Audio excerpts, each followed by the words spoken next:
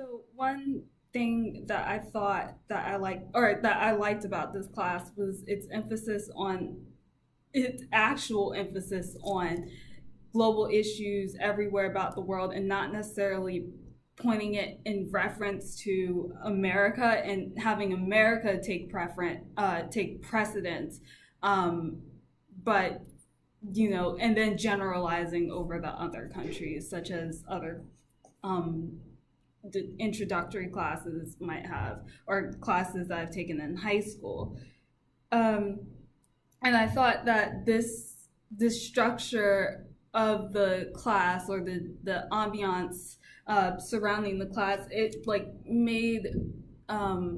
helped me like kind of relate to the books in a way where like I saw perspectives that I had seen in like reading through the US's involvement in whatever country or Europe's involvement in whatever country, but like they didn't necessarily state it in the text, but in this version, in this class, they stated it. They're like, oh yeah, this whole present system, it's still a record of colonization, and I really like that because that's how I felt a lot, especially in reference to the Babamukuru and Nahamo and nervous conditions, and how that just all like related to decolonization and the effects of that, which I felt like I hadn't been getting from previous classes that I'd taken.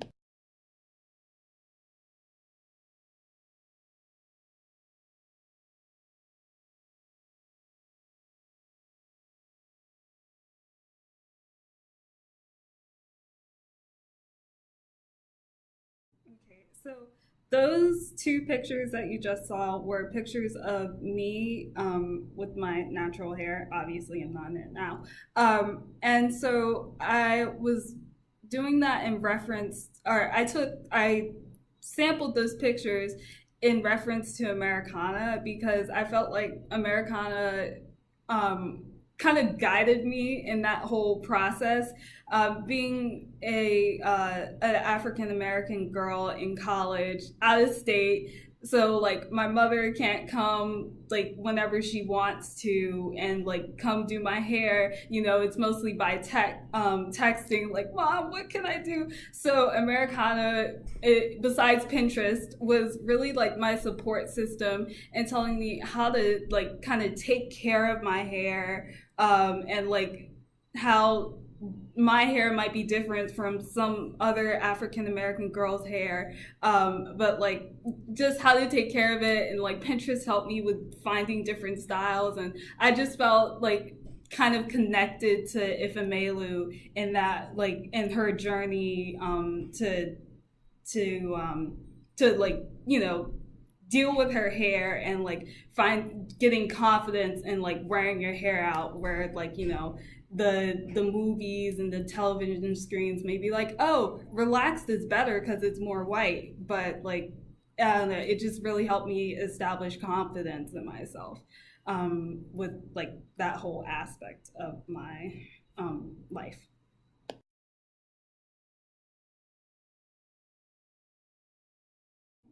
So now that I've talked about Americana, I want to get on to my other favorite books from this course, um, which I'll start off with Persepolis and Nervous Conditions. So, in regards to Nervous Conditions, I just loved the book at first sight. It was really love at first sight. My first experience ever with that.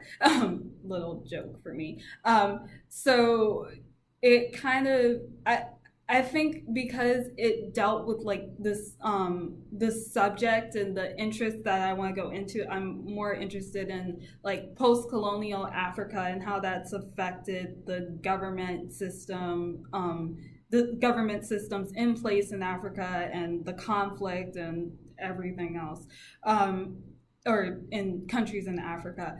I just felt immediately attracted to that book, and it didn't fail to disappoint, which I'm really glad that it didn't. And I'm really excited to read the Book of Not. I think I'm going to get it as a birthday present To that's a little hint to my mom, but anyway, and then also to Persepolis. I honestly, although I was interested in the subject matter that Persepolis covered, I didn't necessarily think that I would like it so much as I did because um, the lower level classes in high school had to read it. And so I was like, I think subconsciously, I was like, oh, well, what if it's not, high enough level for me, which was a really jackass thing to think about now that I'm thinking about it. But that's just how I felt. And just the complexity that it had really impressed me. And I was like, oh, maybe I want to read more like graphic novels now because they seem to have a complexity and are like really they're easy reads, but like if you look deeper into the text you can see the complexity, and that's kind of what I like about it because I like things that are hard. So that's kind of why that's why I liked Persepolis. And I thought that was interesting. I also like the focus on the Iranian Revolution because I read about it in world history, but it didn't necessarily stick because it was 11 a.m.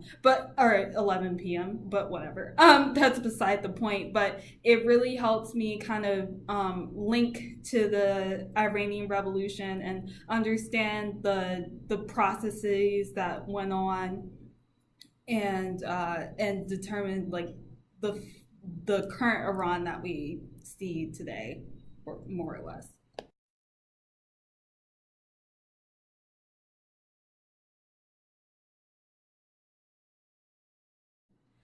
So I'll make this quick because I know the last segment took a little long. I wanted to talk about Farming of the Bones. And the picture that you saw there was from Thursday or so. I was walking across down Campus Walk trying to get breakfast, and I saw freshly cut grass because they were just like mowing the lawn, and I thought, oh my gosh, like there's parsley right here, and I couldn't help but think about the parsley that was stuffed down Amabel's throat as she walked in Trujillo Square and was being taunted and with like perijo perijo, and I was just or perejillo. Oh gosh, sorry, my Spanish is not good. So I just thought like, wow, if I hadn't learned about this, I wouldn't think about fresh, like I would think, oh, it's freshly cut grass, but because of the book, which is really ironic because I took a FSEM on the history of genocides, and we talked about tons of genocides from Rwanda to this one in East Timor about the Cham minority population, and even ones in Latin America. I think there was one in Chile, but I'm not necessarily sure what country that was. I believe it was Chile, but I'm not sure.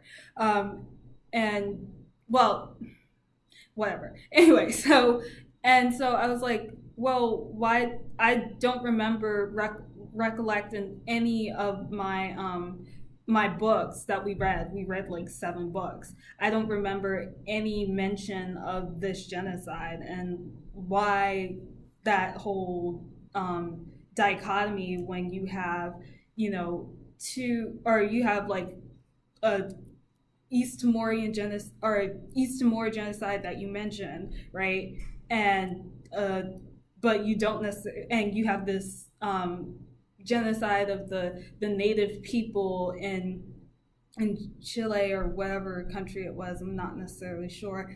And then you don't talk about the genocide of Haitians in the Dominican Republic when it clearly meets the definition of genocide, where you're killing a group of people and you're wiping them out, but you don't include them. And I don't know if that was bias well, if it was a combination of bias on the author's part and like ignorance on my professor's part, or if my professor like maybe wanted me to notice the bias on the author's part, and then like what I make of that. But I just thought that was interesting.